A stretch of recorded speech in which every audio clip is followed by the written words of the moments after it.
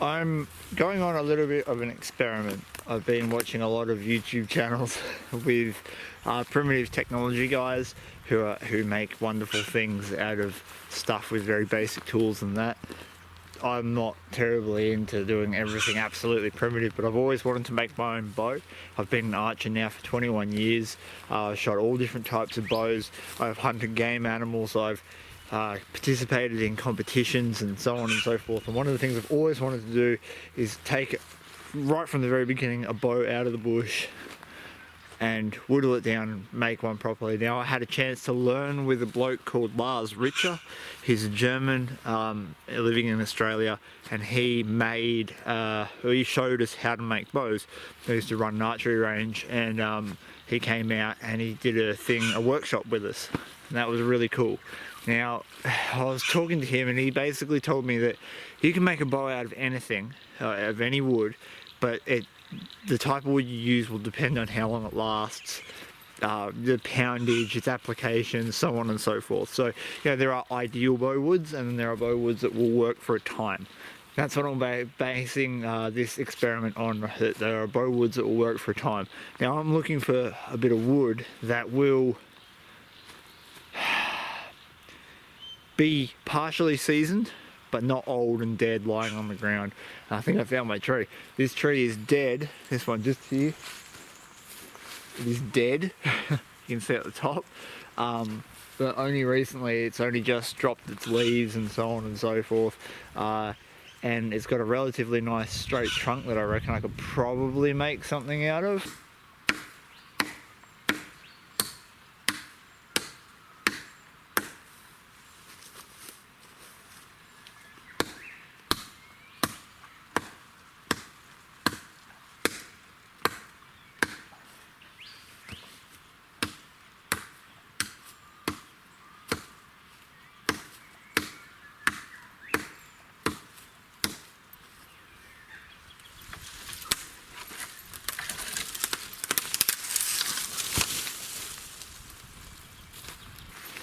So even though most of the leaves are dead up top, you can still see that it's quite wet.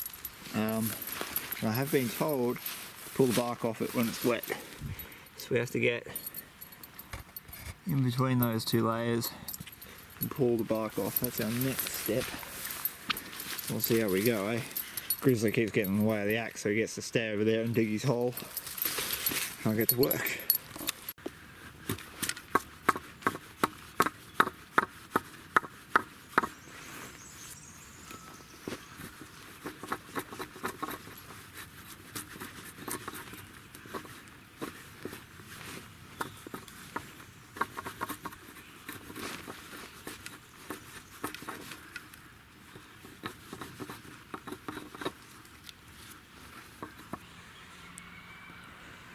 What you didn't see was how long it took to get the bark off.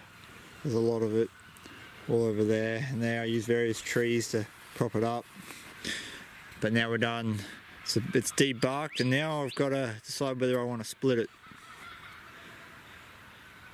Because I either split it now, and it will hopefully season quicker, but I don't know if that would be detrimental. I might split it. Let's just see what happens.